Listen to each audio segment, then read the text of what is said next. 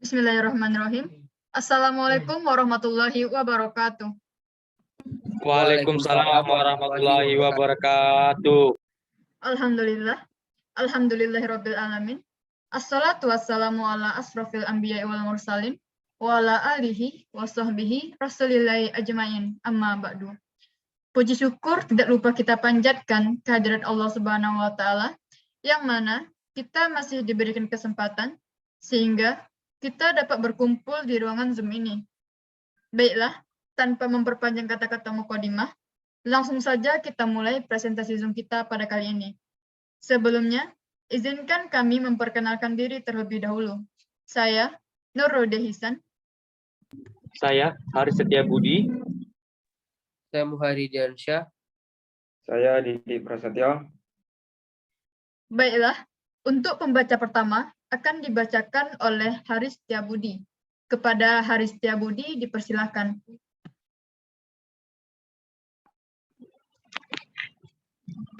Baiklah, saya akan membacakan materi sistem pertanian. A. Sistem pertanian. Sistem pertanian merupakan pengelolaan komoditas tanaman untuk memperoleh hasil yang diinginkan, yaitu berupa bahan pangan, keuntungan finansial, kepuasan batin, atau gabungan dari ketiganya.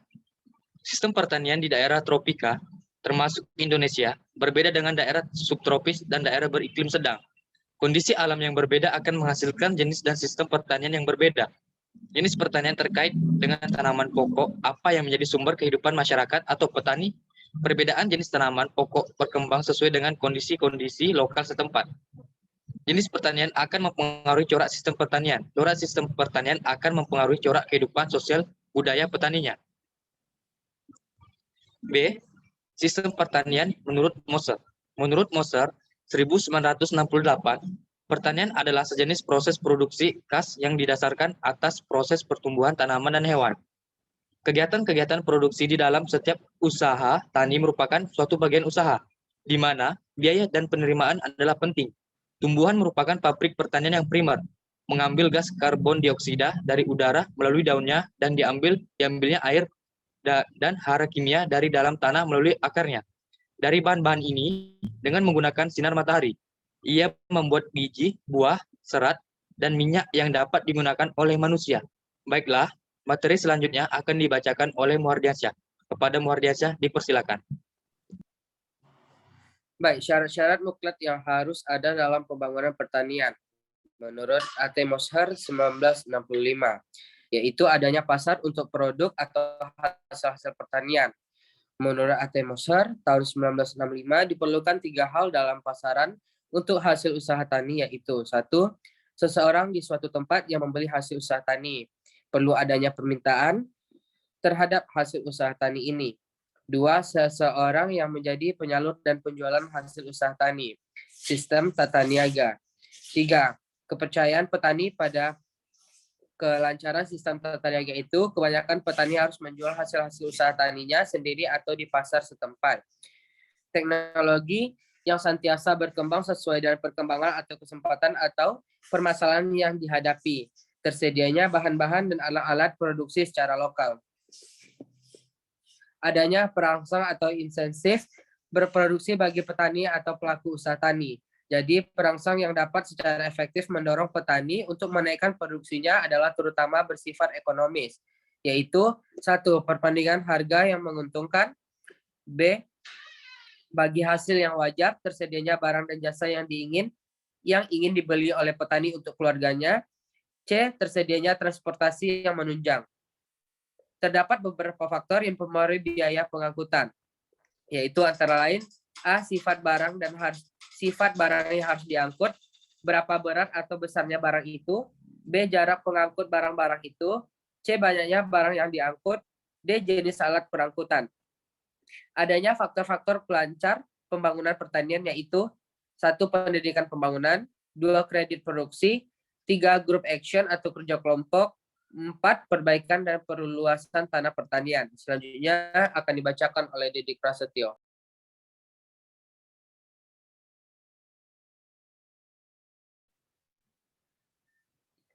Sistem pertanian menurut Mike F. Millikan de Grond. Sistem pertanian menurut Max Millikan dan David Hopgood untuk mengembangkan pertanian dan mengimplementasi suatu rencana pengembangan pertanian yang efektif diperlukan 5 syarat sebagai berikut. 1. Adanya kemauan membangun atau mengembangkan pertanian dalam perikanan pimpinan. 2. Adanya tingkatan kemantapan politik dan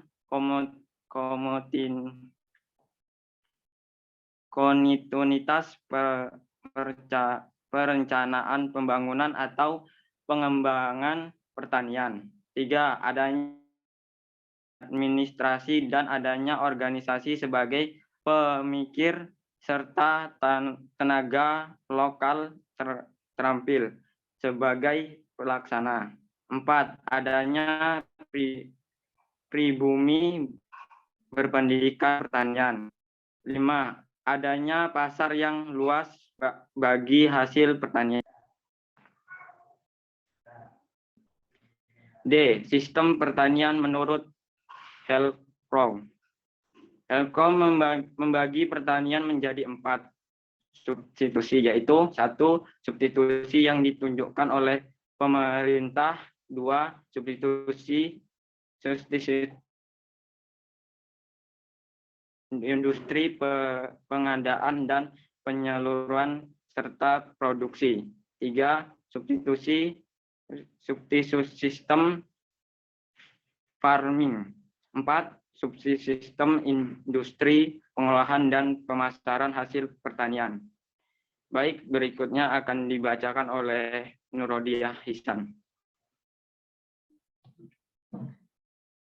Sistem pertanian menurut Tekan.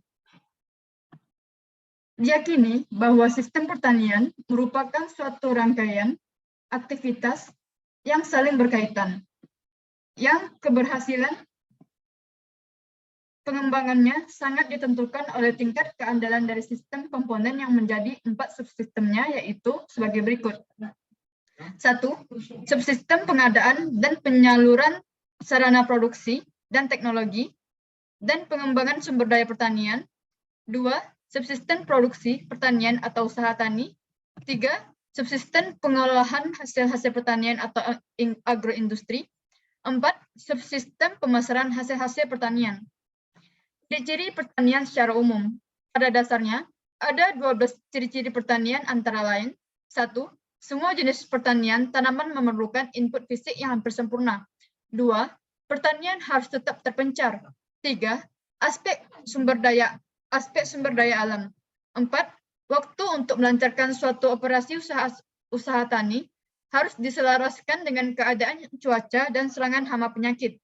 5. Faktor waktu pada pertumbuhan makanan dan hewan mendorong adanya keanekaragaman dalam pertanian. 6. Interaksi yang amat kuat antara berbagai faktor fisik dan non-fisik. 7. Kebanyakan usahawan dan buruh tani harus memiliki keterampilan yang lebih luas daripada pekerja pabrik. 8. Usaha tani dalam ukuran kecil yang lemah secara ekonomi dan pengusaha secara tradisional. 9. Komunikasi dua arah yang efektif antara aspirasi petani dan informasi birokrasi. 10. Musim panen dan luar musim panen menyebabkan perlunya teknologi penyimpangan. 11. Unit produksi dan unit konsumsi tidak dapat dipisahkan. 12. Pertanian yang progresif selalu berubah. Sekian, terima kasih. Baiklah, berakhirnya materi tentang sistem pertanian tadi, maka berakhir pula Zoom kita pada kali ini. Saya selaku moderator mohon maaf jika ada kesalahan, dan saya akhiri dengan wabillahi taufiq wal hidayah. Wassalamualaikum warahmatullahi wabarakatuh. Waalaikumsalam warahmatullahi wabarakatuh.